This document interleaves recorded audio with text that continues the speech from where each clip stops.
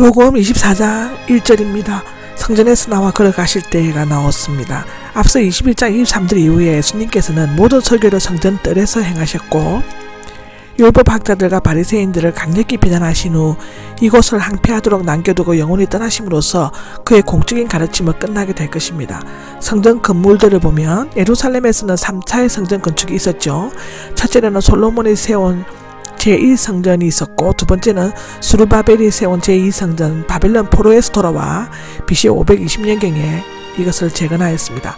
세 번째 헤롯이 세운 제3성전은 성전은 원래 에돔 출신의 헤롯 대왕이 혈통에 대한 열등감과 유대인의 한심을 살 목적으로 스루바벨 성전을 개축하는 것에서 시작하였는데, 창공한 지 9년에 봉행식을 했지만 예수님이 계실 때 AD 27년경에는 46년 된 건물이 있었고 계속 공사가 진행되어 로마 총독 알비누스에 의해 82년 만에 완공되었다고 기록되어져 있습니다. 그러므로 완공은 AD 63년에 되었습니다. 그로부터 7년 후 티토 장군의 로마군에 의해 완전히 무너지고 말았습니다. 이절에 보면 보고 있지 않느냐라고 나와있죠. 갈릴리 시골에 사는 제자들은 성전에 웅장하며 놀라 예수님께 성전 건물을 가리켜 보였습니다. 그러므로 더 쉬워 번쩍거리는 지붕과 정교하게 다듬은 대리석으로 지은 그 성전이 항폐하게 된다는 것은 도저히 상상할 수도 없는 일이었을 것입니다. 그런데 예수님께서 그 성전을 돌 하나도 돌 위에 남아있지 않고 다 무너뜨릴 것이라고 말씀하신 것이었습니다. 과연 그런 일이 가능했을까요? 전해지는 바로는 원래 티토 장군은 유대인들의 엄청난 반발을 예상하고 예루살렘 성전만을 당분간 그대로 내버려 둘 것을 명하였다고 합니다.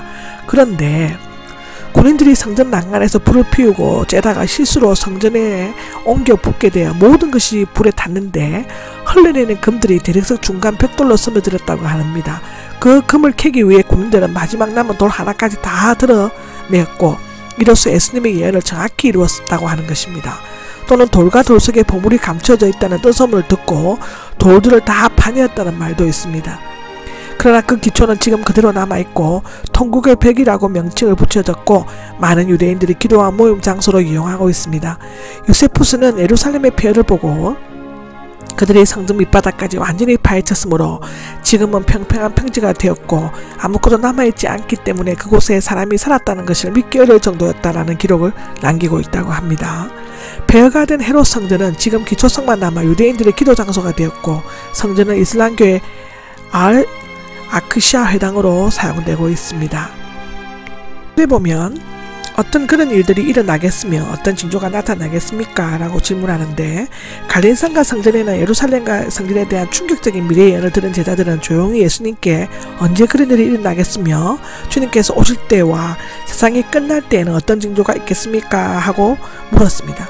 예수님께서는 차례대로 답변하지 않으셨기 때문에 때로는 내용이 중복되기도 하고 앞뒤가 바뀐 것처럼 볼 때도 있습니다. 여기에서 오실 때는 오심, 임재, 강림, 참여 등의 의미가 있으며 신약에서는 그리스도의 재림을 나타내는 특별한 단어가 되었다고 데살로니가 전서 4장 15절, 야고보서 5장 7절에는 기록되어져 있습니다.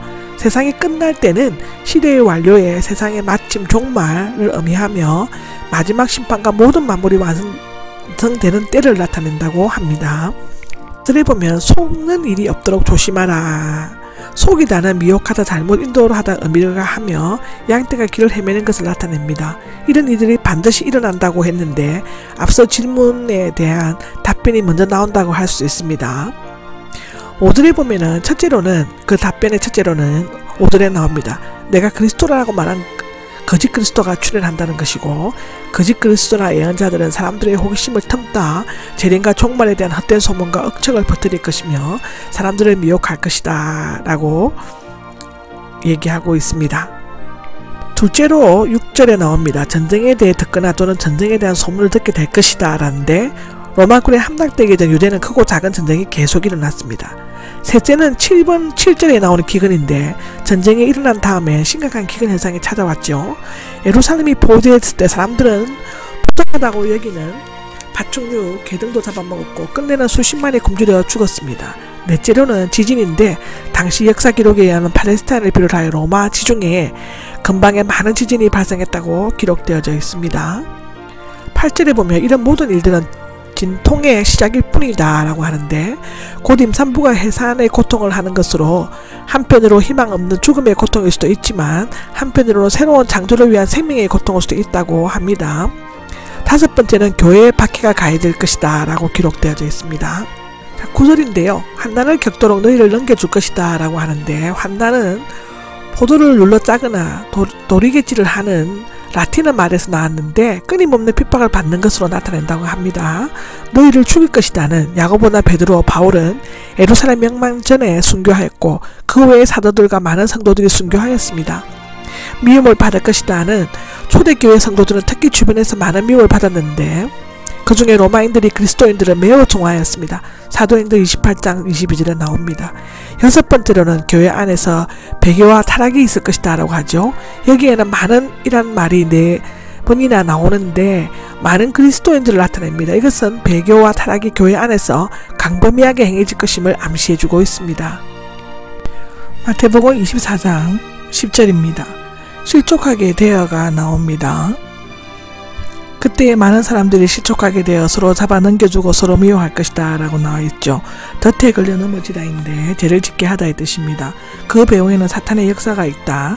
사탄은 가라지와 같은 성도들을 조롱하여 교회에 시험을 가져다주고 분열을 조장할 것이다.